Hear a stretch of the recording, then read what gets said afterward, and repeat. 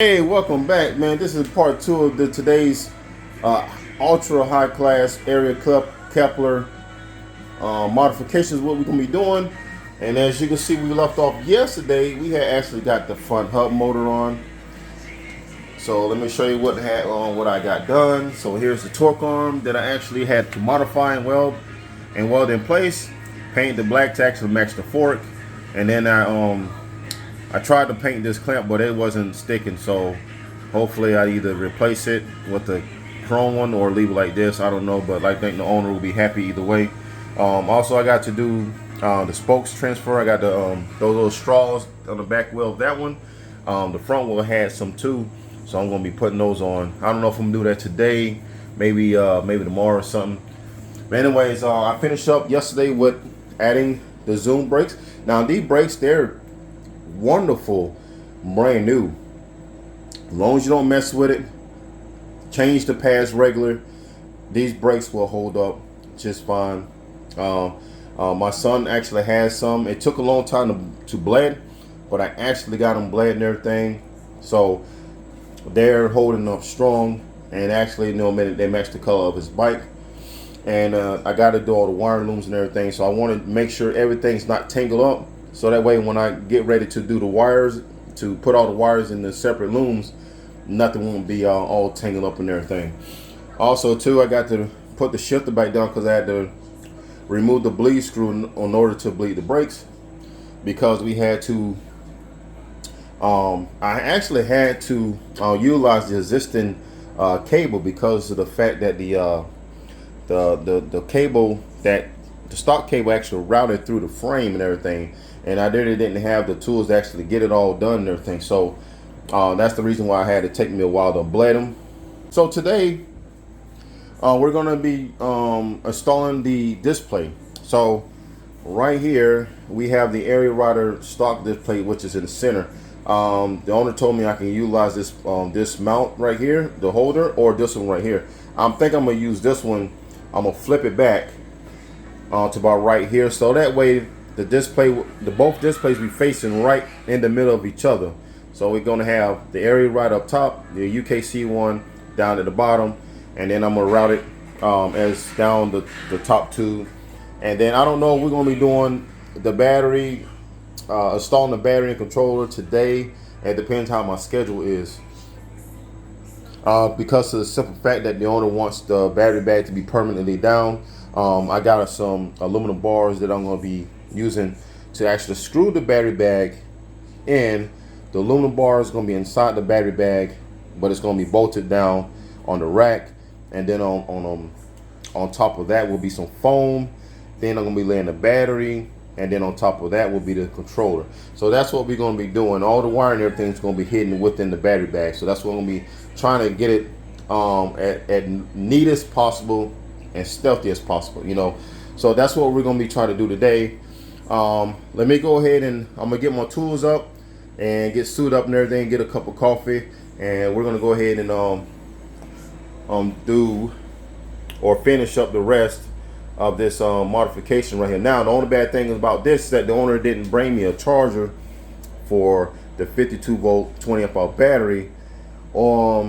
Now the 72 volt battery that's going to be in the back, right, I can charge that. So what I'm going to do when I do my test ride, I'm going to use a little bit of power from the 52 volt for just right at the standpoint or start off, and then we'll take over with the 2000 watt front hub. I want to really see if I can use both of them at the same time, but if not, then we're going to go with the ride with a 2000 watt front hub motor. So it's going to go way faster than 31 miles an hour. Whew. So I'm excited to do that test right there. But right now, let's go ahead and see what we can do today and finish and get halfway or almost 90% complete with this e-bike build. All right, so we back at it now. What we're gonna be doing today is we're gonna be mounting the battery and the controller in the rack, because this is where the battery and everything is gonna be at. And what we're gonna be doing is we're gonna be taking this piece of aluminum and we're gonna be measuring it. We're gonna be measuring this piece of aluminum because I need to make two of these, one on this side and one on the other. And I'm gonna see, let me get the measuring tape. See, see how far that is. So we got roughly about, so we got roughly about 14. Well, I'm gonna go ahead and cut it right at 15 on both sides. So 15 inches a piece. And then so what the deal is that the battery bag, let me grab the battery bag right quick. So the owner wants the battery bag to be permanently affixed to the rack, and that's what the bars come in play right here. So we're going to be cutting those bars, the aluminum bars, 15 inches a piece, and then we're going to be drilling holes inside the battery bag so this right here will stay put.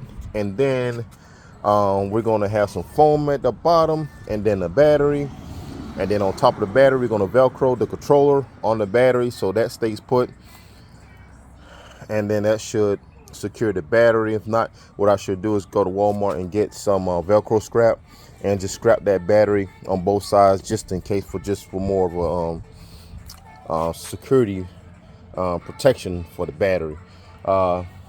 Anyways, we got the front hub motor on, as you saw last time.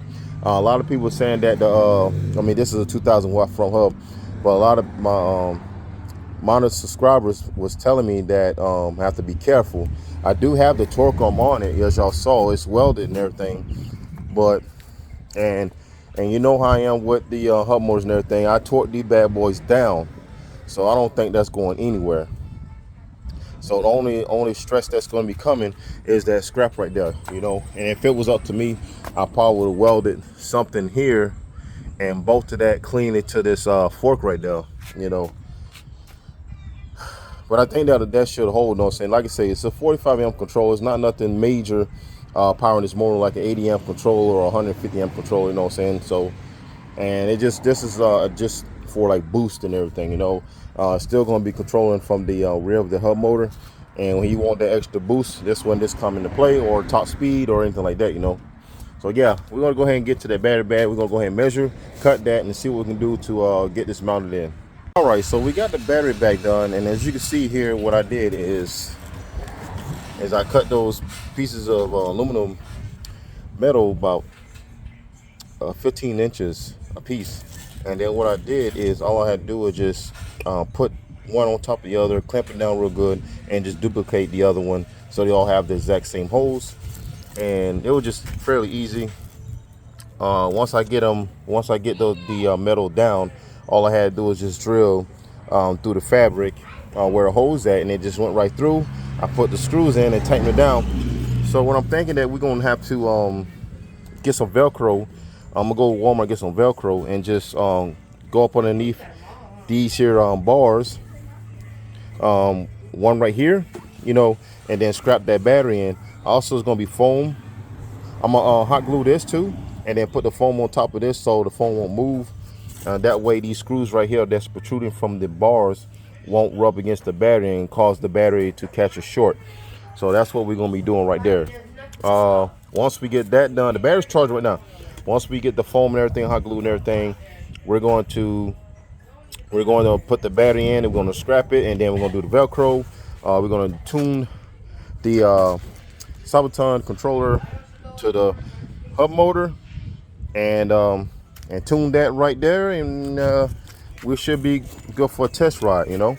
So yeah, the battery bag is permanently fixed, and then we're gonna do is mount the UKC1 display up and route the all the wire harness in, and that's it.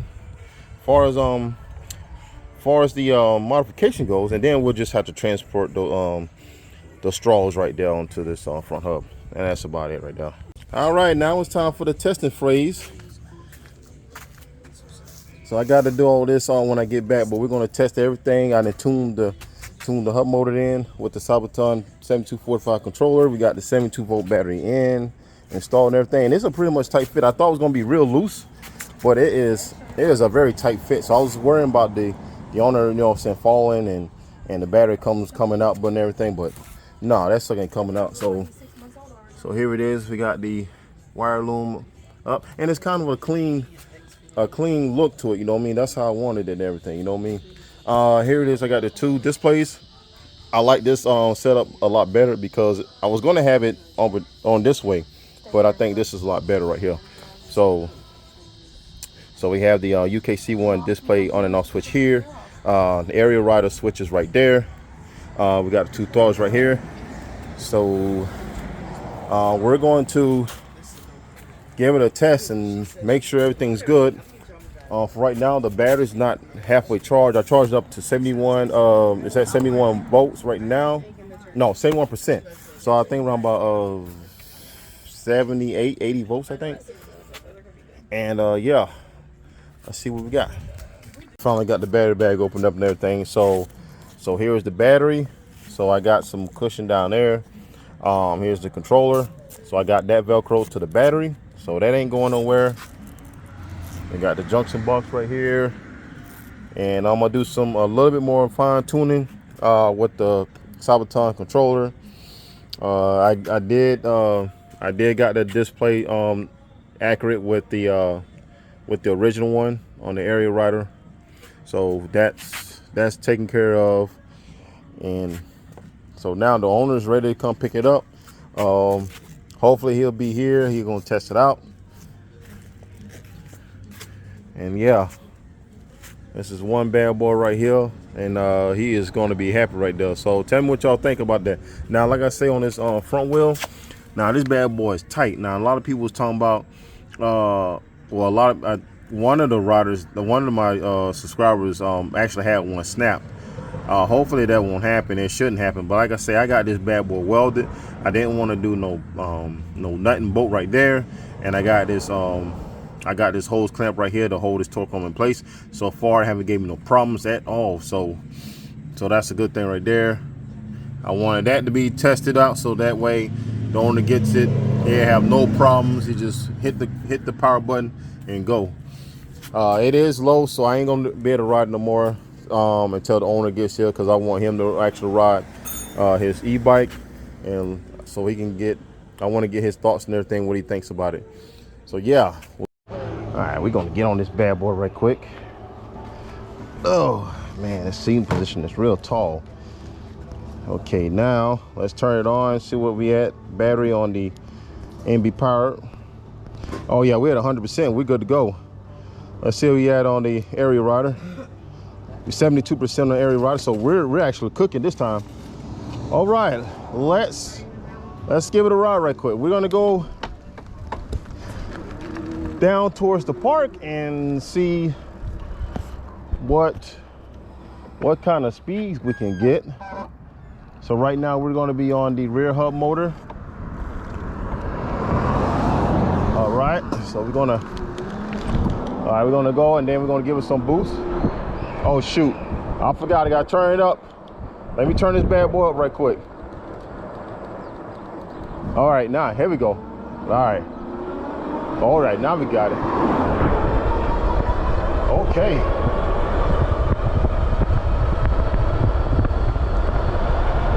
Woo! She flying. I gotta gas a little bit. Had to got the gas on her. Or throttle. So we around about 44 miles an hour on this bad boy. Woo-wee!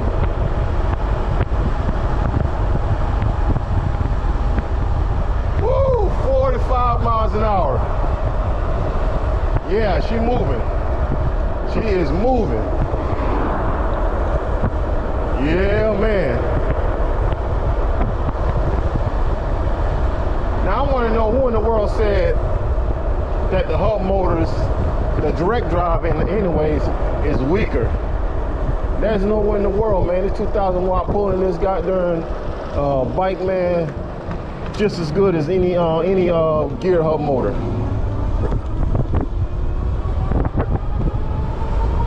And you know what? You know what this thing feels like?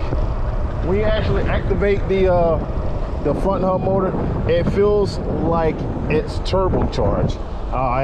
You know, you have the rear hub motor going, and then as soon as you hit the throttle on the front, it feels like the turbo just kicked in on this bad boy.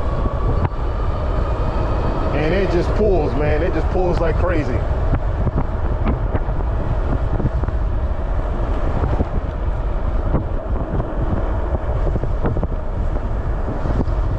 bad boy pulls, man. So we're gonna be going up this hill. We're gonna go on the roadways right quick, see how she does in traffic. We got the we doing the air. Hey, yo! She ain't even looking. All right, here we go. All right, we're gonna turbo this bad boy. All right. Whoa, that big, the front hub just just lost traction on me. All right, so we ride. Yo! Woo, boy, this sucker ride. It feels so different compared to my motor. My bike. Woo wee! I'm feeling so tall, man. I feel like I'm riding a freaking huge truck on like 33s. Wow. Yeah, I could ride in track with this all day. Yeah. That turbocharger's kicking in. Dang, this thing's losing traction like crazy.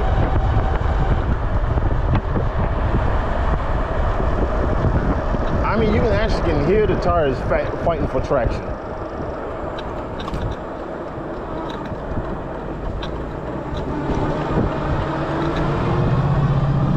Oh yeah, man, this bad boy. All right, turbo kick in.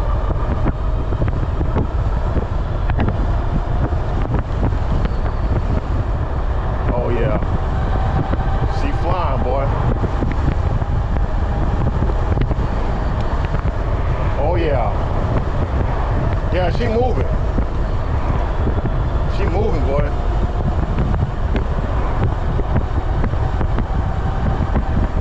Woo-wee. Dang, this is nice. This is nice. I like that. I like this. This is all right. All right, well, I'm gonna get on the bike path and I'm gonna talk to y'all more about this setup right here. All right, let's get on the bike path. All right, so as y'all know that the owner has sent this bike to me to do this conversion on the front hub motor for the front forks, and a lot of people were skeptical about, you know, make sure that it was tight and everything, like as far as the motor to the forks, because I did see some people that actually broke their forks because of the hub motor just had too much torque, and that was one of my concerns. So that's one reason why I wanted to have the nuts and everything really tight, so that way the owner doesn't have nothing like that happen to him.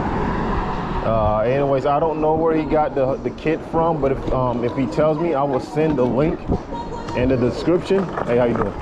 All right. And as you can see, I've seen dual motor conversions before on some other channels, but they wasn't as fast as this. And I think this was a smart move that the owner actually kept the stock components of the Ariel Rider Kepler on the bike, and just added the front wheel hub motor conversion. I think that was a smart move. Instead of just doing the whole complete tire kit, it still has that stock retained look to it also, but the front hub motor just gives that extra boost, man. It's just, like I say, it's like a freaking turbocharger. You know, when you hit the throttle on that front hub motor, man, it goes all the way, man, to top speed of like 45 miles an hour. I knew this thing did 45 miles an hour or more. It's just that the fact that, you know, I was running on low battery, and I figured out a way to get this battery charged up, because of the fact that the owner didn't bring the chargers. But I mean, now compared to my bike, my 8,000 watt e-bike, this was more of a cruiser. It feels, you're upright, you know, it has a suspension seat post, so you're more laid back on this bike than you was on my bike. My bike feels more sportier. This one feels like a Honda Goldwing. My bike feels like a Honda CBR 1000RR, you know, if you can compare them like that. So we're gonna go around the lake, see what's going on. There's a stop sign. All right. And turbocharge kick in. And I think we're cooking. Yeah, we're actually cooking.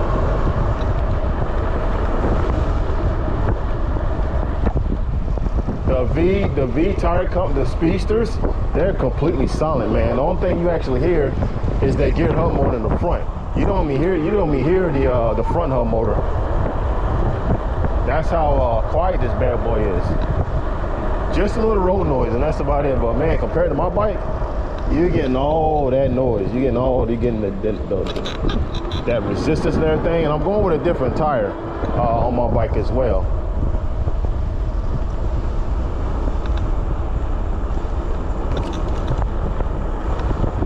I mean, you can just feel this thing fight for traction, man.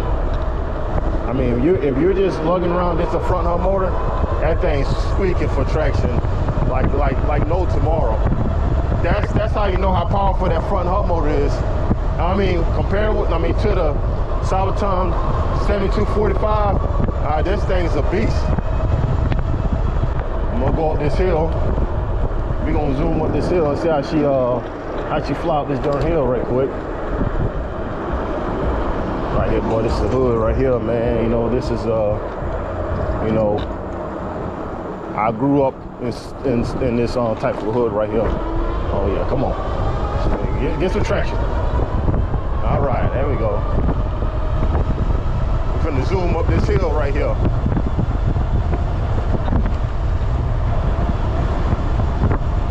Oh yeah, woo-wee. No problems up the hill. Zoom brakes and doing this work. Oh yeah. Hey, this thing is a beast. All right, coming up. All right, that wasn't nothing right there. That wasn't nothing. We're happy right there. We're gonna turn. Ooh, yeah, boy. Yeah, boy.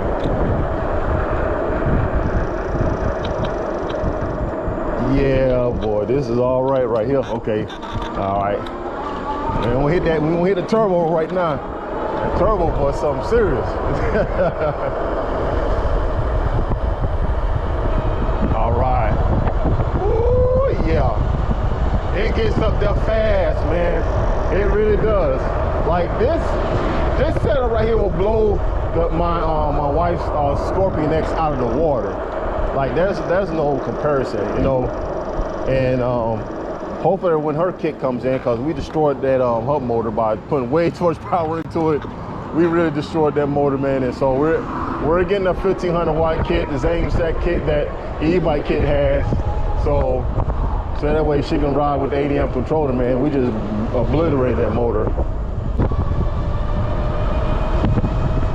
Wants to get somewhere. All right.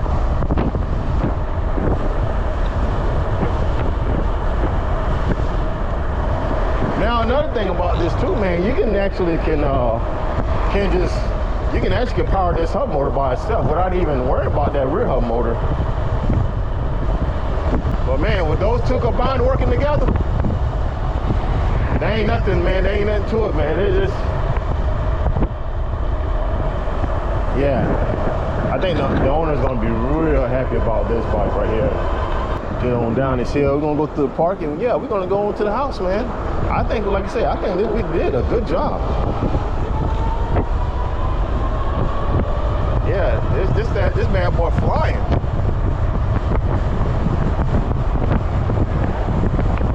And that's a good thing he picked the 2000 watt hub motor, because I believe the rest of them, like 3000 watt, be a little too heavy for this Ford. Yeah, this thing is moving, boy. This thing is moving, boy. Yes, sir. Yeah, man. I think that's it right there. All right, so there we have it, man. That's the Ariel Rider Kepler with our front wheel conversion kit with a 2000 watt hub motor in front. And as you can see, I'm parked right here behind this like a little vacant building and everything. This is my little destination. I was gonna stop and just do my closure on the bike and everything. But I'm very, very happy that it came out to be the way it is, you know what I mean? So I believe the customer's gonna be very happy. I'm very happy about it. The bike runs fantastic. The zoom brakes, they're working good. They're working very good, and I hope they stay that way for a long time, which is why changing the pads and everything, and they're performing good. I finally get the full power of this bad boy with a battery charged up, and yeah. So I did it, like I say, it's pretty, yeah, it's pretty good. You know what I'm saying? Like the torque arm right here. So I got the torque arm tight, as tight as I can get. I mean, this thing ain't going nowhere. And I think that's, this bad boy is completely sturdy. It's not gonna go nowhere and everything. And that's what I want. That's what I want to test this stuff out when, when customers give me this stuff right here. So that way, when they get this bike, they know they're getting 100% ready-made, no compromises. Their modifications back on the road and everything. So you definitely don't want no comebacks. You know what I mean? But anyways. So yeah, that is it, man. This is the e-bike guy with Ariel Rider Kepler.